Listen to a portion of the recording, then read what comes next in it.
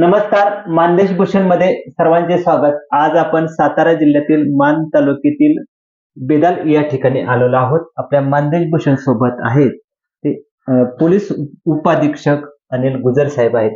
खरं तर त्यांचा प्रवास हा शिक्षक ते पोलीस उपाधीक्षक असा झालेला आहे. खरं तर बेदालचं नाव महाराष्ट्रात अग्रक्रमाने घेतलं जातं. त्याचं कारण की बेदाल नेहमीच वेगवेगळ्या क्षेत्रात प्रयोग करत असतात. खरं तर प्रशासनात सुद्धा या बेदालकरांची लोक आज उच्च पदावर काम करत आहेत. त्यापैकीच एक व्यक्तिमत्व म्हणून अनिल गुजर साहेब यांच्याकडे बघितलं जातं. खरं तर एका सामान्य कुटुंबातलं हे व्यक्तिमत्व आहे, पण आज पोलीस उपाधीक्षक म्हणून काम करत आहेत. खरं तर महाराष्ट्रात एक गाजलेलं प्रकरण होतं वाल्मिक कराड यांचाही तपास साहेबांच्याकडे आलेला होता. बरोबर, हा जीवनातील कसा प्रवास झाला या संदर्भात आज आपण त्यांच्याशी बोलणार आहोत. नमस्कार साहेब. नमस्कार साहेब, मुलाखतीतला पहिलाच प्रश्न असा आहे की तुमचे आई वडील काय करत होते आणि शैक्षणिक प्रवास कसा सुरू झाला तुमचा? माझे आई वडील शेती करायचे आणि मी शैक्षणिक प्रवासाबाबत सांगायचं तर जीवन शिक्षण विद्या मंदिर बिदाल, नव महाराष्ट्र विद्या मंदिर बिदाल या असं माझं 12वी पर्यंत शिक्षण पूर्ण झालं. कुठल्या साईडनं म्हणजे 12वी पर्यंत? 12वी आर्ट्सने. बरं. आणि त्यानंतर दहिवडी ते BA पूर्ण केल्यानंतर शिवाजी युनिव्हर्सिटी कोल्हापूर इथं MA पूर्ण झालं. बरं. कुठल्या विषयातनं? इंग्लिश मध्ये. बरं. आणि त्यानंतर आझाद कॉलेज सातारा इथं 2002 मध्ये BEd पूर्ण केलं. बरं. BEd पूर्ण केल्यानंतर मग नोकरीसाठी कसा प्रवास तुम्ही सुरू केला? नोकरीसाठी मी प्रयत्न केला, विविध संस्थांमध्ये वगैरे जाऊन आलो, परंतु त्या ठिकाणी जे काही आर्थिक फी असेल किंवा डोनेशन असेल ते देण्यासाठी काही एवढी परिस्थिती नव्हती आपली. त्यामुळे तो विषय आपण थांबवला आणि आमचे एक चुलत बंधू चंदू गुजर सर इथे क्लास घ्यायचे. त्या क्लासमध्ये चंदू गुजर सरांसोबत मी इथं आणि दहिवडीमध्ये त्यांच्यासोबत क्लास घेतले. आणि काही दिवस क्लास घेतल्यानंतर मग इथं दयानंद मदने आणि महेश करचे असे 2 मित्र होते इथले. ते MPSC वगैरे ते ऍग्रिकल्चर कॉलेज करत असल्यामुळे MPSCची त्यांना माहिती होती, पुस्तकं होती, त्यांच्याकडून मी पुस्तकांना वाचायचो. आणि असे मग MPSC मित्रांच्या सहवासातून तुम्ही MPSC कडे वळाला म्हणा की? हा, बरोबर. त्यांच्या सहवासामुळे म्हणा, त्यांनी दिलेल्या पुस्तकामुळे म्हणा आणि पहिल्यापासून वाचनाची आवड असल्यामुळे तो वाचन वाढत गेलं. आणि त्यानंतर मग महेश करचे एक दिवस मला म्हटले, मग तू इथं अभ्यास करतोय तर पुण्यालाच जाऊया. मग त्याच्यासोबत मी पुण्याला गेलो आणि तिथं MPSCचा अभ्यास केला. किती वर्षात तुम्ही हा पूर्ण केला? 2004 मध्ये मी पुण्याला गेलो ऍग्रिकल्चर कॉलेजला. त्यानंतर 2005 ची ऍडव्हर्टाईज आली PSI ची, परंतु ती ऍडव्हर्टाईज एवढी लांबली की त्याचा रिझल्ट 2008 मध्ये लागला. आणि त्यानंतर आणखी 8-10 महिने वेळ गेला आणि 2009 ला 1 जानेवारी 2009 पासून आमचं ट्रेनिंग सुरू झालं. बरं. ज्यावेळेला तुम्ही PSI म्हणून निवड झाली त्यावेळेला काय मनात भावना आली पहिल्यांदा? PSI साठी निवड झाली त्यावेळी अगोदर तर परीक्षा देऊन इंटरव्ह्यू होऊन बराच काळ गेला होता. त्या काळात आम्ही इथं फ्री क्लासेस म्हणून एक पोलीस भरतीचं अकॅडमी चालू केली होती. आणि ज्यावेळी 2008 मध्ये रिझल्ट लागला त्यावेळी मी शेतातच होतो. ज्यावेळी रिझल्टचा फोन आला, म्हणजे पुण्यात जे मित्र होते त्यांचा फोन आला, त्यावेळी खूपच वेगळाच आनंद झाला. म्हणजे शिक्षक होण्याचं जे स्वप्न होतं ते बाजूला राहून एक वेगळ्या क्षेत्रात गेल्याचं खूप समाधान वाटलं. म्हणजे समाधानाने शिवाय जे काही कष्टाचं आपण कष्टाचं चीज झालेलंच एक वेगळंच फिलिंग होतं. साहेब सांगा, ट्रेनिंग झाल्यानंतर पहिल्यांदा तुम्हाला कुठं पोस्टिंग मिळाली? 31 डिसेंबर 2009 ला आमचं ट्रेनिंग पूर्ण झालं. त्यानंतर मला पहिला जिल्हा म्हणजे नागपूर जिल्ह्यामध्ये पोस्टिंग मिळाली. नागपूर जिल्ह्यामध्ये नाही. अगोदर कसं असतंय, PSI यांना आणि API यांना जिल्हा देत नाहीत. त्या ठिकाणी रेंज ऑफिस असतं. आपलं कसं कोल्हापूरचं रेंज ऑफिस आहे तसं तिथं नागपूर रेंज ऑफिसला पहिल्यांदा तिथं रिपोर्टिंग करायचं. आणि त्या रेंजमध्ये जेवढे जिल्हे आहेत तिथं ते तिथले जे असतात IG साहेब ते आपल्याला जे एखाद्या जिल्ह्यात कोणत्या तरी पाठवतात. ते मला चंद्रपूर जिल्ह्यात पाठवलं. म्हणजे सगळ्यात जे काय चंद्रपूर जिल्ह्याचे एक वेगळंच आहे ना ते नक्षलवादी? नाही, चंद्रपूरला नक्षल नाही. नक्षलवाद पलीकडे. पूर्वी होता चंद्रपूरला, असं लोक म्हणतात. पूर्वी होता चंद्रपूरला, पण त्यानंतर तो आता गडचिरोली जिल्ह्यात काही प्रमाणात होता. आम्ही होतो त्यावेळी. आता तर दोन्हीकडचाही बऱ्यापैकी संपलेला आहे. काळानुसार बदल झालेला आहे. त्यानंतर मग थेट PSI म्हणून तुम्ही कुठं म्हणजे सुरुवात झाली ट्रेनिंग नंतर म्हणजे ट्रेनिंग नंतर चंद्रपूर जिल्ह्यात रुजू झाल्यानंतर मला सगळ्यात पहिलं पोलीस स्टेशन दिलं मूल पोलीस स्टेशन प्रोबेशनर म्हणून. आणि प्रोबेशन काळात 3 पोलीस स्टेशन झाली, मूल, घुगुस आणि राजोरा. आणि त्यानंतर प्रोबेशन काळ पूर्ण झाल्यानंतर नागभीड पोलीस स्टेशन दिलं. मग ते नागभीड पोलीस स्टेशन 2 वर्ष केल्यानंतर मग माझी बदली इकडं कोल्हापूर रेंज मध्ये झाली. पीआय म्हणून तुम्ही काय झालं, पोलीस निरीक्षक म्हणून किती वर्षात नंतर? आता 2013 मध्ये सहाय्यक पोलीस निरीक्षक म्हणजे EPI झालो. आणि आता 2 वर्षापूर्वी पोलीस निरीक्षक पदाचं प्रमोशन मिळालं.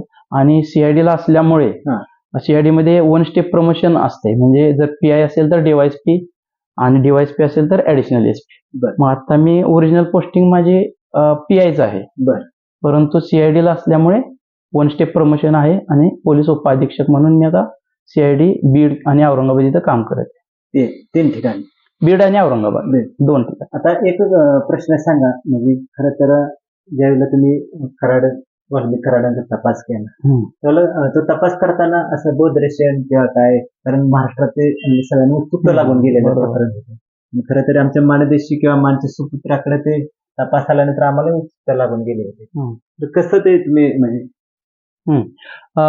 माझी नेमणूक तशी CID औरंगाबाद येथील, परंतु CID औरंगाबाद इथं हजर झाल्यानंतर बीड इथं कोणीही DYSP, प्रत्येक जिल्ह्यामध्ये एक DYSP कार्यरत असतो CID ला. पण बीड इथं DYSP नसल्यामुळे त्यावेळी तिथं जे SP साहेब होते, सचिन पाटील साहेब, त्यांनी मला बीडचा तात्पुरता चार्ज दिला. आणि माझ्याकडे चार्ज असतानाच योगायोगानं हा प्रसंग घडला, त्यामुळे तो अनायसे तो तपास माझ्याकडे आला. सुरुवातीला तपास आम्ही केला त्यावेळी SIT वगैरे काय नव्हती, आणि परंतु त्यानंतर प्रकरणाने त्या एवढा मूळ धरलं आणि एवढं त्याची चर्चा व्हायला लागली, राजकीय दृष्ट्या वगैरे, सामाजिक चर्चा झाली. मग SIT स्थापन केली त्यामध्ये. आणि SIT मध्ये मग आमचे DIG साहेब होते, बसवराज तेली साहेब, ते SIT चे प्रमुख होते. आणि त्यासोबत मी तपास अधिकारी आणि माझ्या मदतीला आणखी इतर अधिकारी आणि अंमलदार होते. सगळ्यांच्या मिळून टीमवर्कमुळे हा तपास खूप चांगला झाला. तेली साहेबांचं मार्गदर्शन होतं, सचिन पाटील साहेबांचं मार्गदर्शन होतं आणि इतर आमची टीम, त्यामुळे चांगला तपास झाला. साहेब, दुसरा एक प्रश्न असा आहे, खरं तर क्लासमध्ये तुम्ही शिक्षक नोकरी केलेली आहे आणि आता प्रशासनात पोलीस उपाधीक्षक म्हणून काम करता. खरं तर दोन्ही क्षेत्र बघितले तर तुम्हाला काय वेगळं पण जाणवतं? हा चांगला प्रश्न आहे, मला पण त्याच्याविषयी चर्चा करायला आवडते. सुरुवातीला मला शिक्षक म्हणून मी ज्यावेळी क्लासेस घेतले त्यावेळी शिक्षक म्हणून सुरुवातीची 1-2 बॅचला चांगलं वाटलं. पण त्यानंतर जी मला तोचपणा, म्हणजे तेच शिकवायचा धडा, तेच ग्रामर शिकवायचं, त्याचा कंटाळा यायला लागला नंतर. आणि मी जर शिक्षक पेशातच राहिलो असतो तर कदाचित मी कंटाळलो असतो. परंतु पोलीस खात्यात प्रत्येक वेळी वेगळं काम आहे, आज करेल ते काम उद्या नाही, प्रत्येक वेळी व्हरायटी आहे, कामामध्ये विविधता आहे.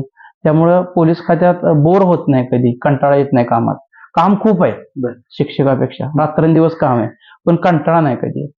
बरं, अजून एक प्रश्न आहे, खरं तर तुम्हाला कुठलं क्षेत्र आवडलं असतं म्हणजे जास्त, शिक्षक म्हणून ह्याच्यात का आताच्या शिक्षण क्षेत्रात जर बरोबर, शिक्षण क्षेत्रात जर वेगवेगळे प्रयोग असते, तोचपणा नसता, तर शिक्षण क्षेत्र पण मुलांना घडवण्याच्या दृष्टीनं चांगलं आहे.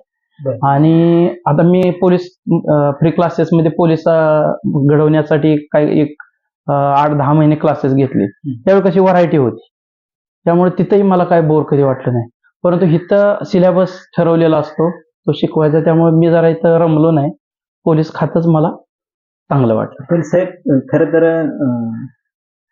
शिक्षकाला च्यावर पण जबाबदारी मुलं घडवण्याची आहे आणि इकडे प्रशासनात म्हणजे पोलीस तुमच्याकडे जबाबदारी समाज घडवण्याची आहे. बरोबर. आणि दोन्हीकडे घडवायचंच आहे, म्हणजे इकडे पण आहे आणि तिकडे घडवणं आहे. बरोबर. पण बऱ्याच वेळेला असा प्रश्न पडतो की तुमच्या म्हणजे अँगल मधून काही वेळेला आता शासनानं बंद केले विद्यार्थ्यांना मारू नका, आणि इकडे काही वेळेला मारूच नाही असंही घडतं. तर हे घडवायचं असेल तर खरं कसं स्किल तुम्ही वापरता, म्हणजे मुलं त्यावेळेला घडताना तुम्ही मारत होता आणि इकडे जर आलाच प्रसंग, शेवटी कसं आहे, चोर माऱ्या अशी करणारे लोक आहेत, कसं तुमच्या स्किलनं ते पुढे नेता? बरोबर. इकडे विद्यार्थी तर पास झाला पाहिजे आणि इकडे तर गुन्हा तर कबूल झाला पाहिजे, आणि अशा वेळेला प्रश्नचिन्ह की हातच उचलायचा नाही. बरोबर. तर तुमचं स्किल कसं असाल किंवा कसा मार्ग काढायचा? आता मुलांच्या बाबतीत सांगायचं झालं तर मुलांना फक्त नुसतं शिकवत राहिलं तर मुलं पण कंटाळतात आणि त्यामुळे ते आपसात बोलायला लागतात.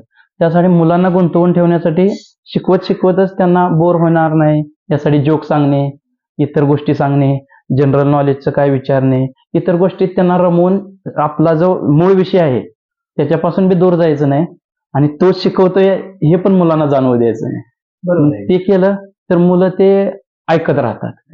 आणि इकडचं जर म्हटला पोलीस खात्यातलं तर आता मारणे, आरोपींना मारणे वगैरे ह्या गोष्टी बंद झालेल्या आहेत, म्हणजे कायद्यानं त्याला विरोधच आहे.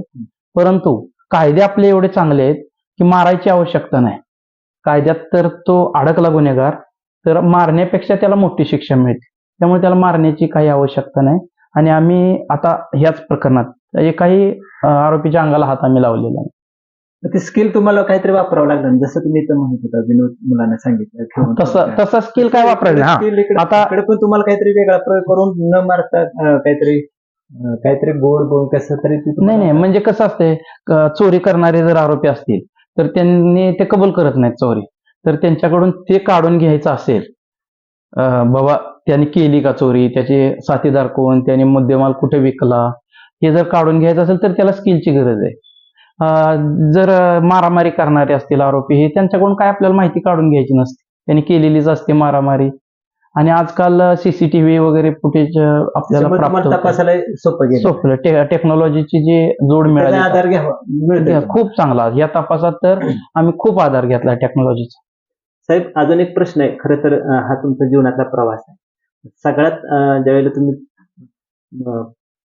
PSI म्हणून निवड झाली त्यावेळेला जे तुम्ही यशाचं सूत्र वापरलं ते कुठलं होतं की जेणेकरून तुम्ही ती परीक्षा पास झाला, किती वेळ अभ्यास केला किंवा कुठल्या विषयावर कसं तुम्ही ते यश मिळवलं, ते थोडक्यात काय सांगता? यशाचं म्हणला म्हणजे PSIच्या बाबतीतच सांगायचं झालं तर मी तुम्हाला सांगितलं दयानंद मदने आणि महेश करचे यांच्यासोबत पुण्याला गेल्यावर पहिल्या दिवसापासून अभ्यासाला सुरुवात केली. कुठलाही क्लास लावला नाही, काय नाही. महत्वाचं काय होतं, जास्तीत जास्त वेळ अभ्यास करायचा, रात्रीच्या वेळी ग्रुप डिस्कशन करायचं. म्हणजे 5, 7, 8, 10 मुलं आपले असतात आणि त्यांना ग्रुप डिस्कशन सगळ्यात चांगला अभ्यास होतो. ग्रुप डिस्कशन पाहिजे, मार्गदर्शन पाहिजे आणि आपलं स्वतःचं कष्ट पाहिजे. कष्ट जास्तीत जास्त कराल तेवढं यश येण्याची शक्यता जास्त. बरं, आता साहेब शेवटचा प्रश्न आहे. खरं म्हणजे जे आता मुलं स्पर्धा परीक्षा देत आहे आणि काही पोलीस म्हणा, PSI म्हणा, काही DYSP होते, तर अशाला काय तुम्ही सल्ला देऊ शकता एक पोलीस उपाधीक्षक या नात्यातून मिळवण्यासाठी? घरी बसून काय बरेच मुलं आता मी बघतोय असे आहेत की गावाकडेच थांबतात, घरात अभ्यास करतात. ऑनलाईन क्लासेस वगैरे आता चांगली सोय झाली, परंतु जे मुलांना घरी राहून अभ्यास करायचा त्यांना मला सांगणं आहे की घरी राहून अभ्यास करण्याचा आता मला वाटते आता यशाची शक्यता कमी आहे. त्यासाठी मार्गदर्शन पाहिजे, क्लासेसची आवश्यकता आहे, कारण कॉम्पिटिशन एवढं वाढलंय की घरी राहून अभ्यास कर. मुलांना वाटतंय मी खूप अभ्यास करतोय, पण त्यांना हे जाणवत नाही की बाहेर मुलं किती अभ्यास करतायत. घरातला अभ्यास करून आई वडिलांना, मित्रांना वाटतंय अरे तू खूप अभ्यास करतोय, 5-5 तास अभ्यास करतोय, पण बाहेर मुलं 12-13 तास अभ्यास करतात. त्यामुळं मुलांना मार्गदर्शन पाहिजे, तिथे ग्रुप पाहिजे, ग्रुप डिस्कशन झालं पाहिजे आणि मुलांनी स्वतः चांगलं कष्ट घेतलं पाहिजे. 3च गोष्टी महत्वाच्या: मार्गदर्शन, ग्रुप डिस्कशन आणि कष्ट प्लस यश. यश मग मिळेल न मिळेल त्याच्यात लक म्हणजे नशीब पण महत्वाचं आहे. प्रत्येक वेळ किती अभ्यास केला आणि तर पोस्ट मिळेलच याची खात्री नाही. मग मुलांनी 1% नशीब पाहिजेच. म्हणजे मुलांनी मग पर्याय बेस तयार करून ठेवायचा आधी. आता आपण डायरेक्टच BA करतोय आणि MPSC करतोय असं न करता काहीतरी इंजिनिअरिंग असेल, मेडिकल असेल, काहीतरी आपलं समजा नाहीच यश मिळालं तर आपण कुठंच यशस्वी होणार नाही असं नाही झालं पाहिजे. कशात तरी आपल्याला दुसरा मार्ग, दुसरा पर्याय असेल तर आपल्याला तिकडचं नाही झालं तरी दुसऱ्या कशात तरी आपण. बऱ्याच वेळेला वयाची पण मर्यादा पडते. वयाची मर्यादा आहेच. त्याच्यामुळे जरी हे नाही झालं ते पर्याय पाहिजेच. पर्याय नसेल तर पर्याय करून ठेवावा मुलांनी आणि मग यात उतरावं. धन्यवाद साहेब. खरं तर पोलीस उपाधीक्षक म्हणूनचा तुम्ही प्रवास सांगितलेला आहे मंदेश भूषणशी बोलताना. मला मंदेश भूषण परिवारातर्फे मनपूर्वक धन्यवाद आहेत. आणि जो तुमचा इथून पुढचा प्रशासनाचा प्रवास आहे त्या प्रवासाला मंदेश भूषण परिवारातर्फे मनपूर्वक शुभेच्छा. धन्यवाद. धन्यवाद. नमस्कार.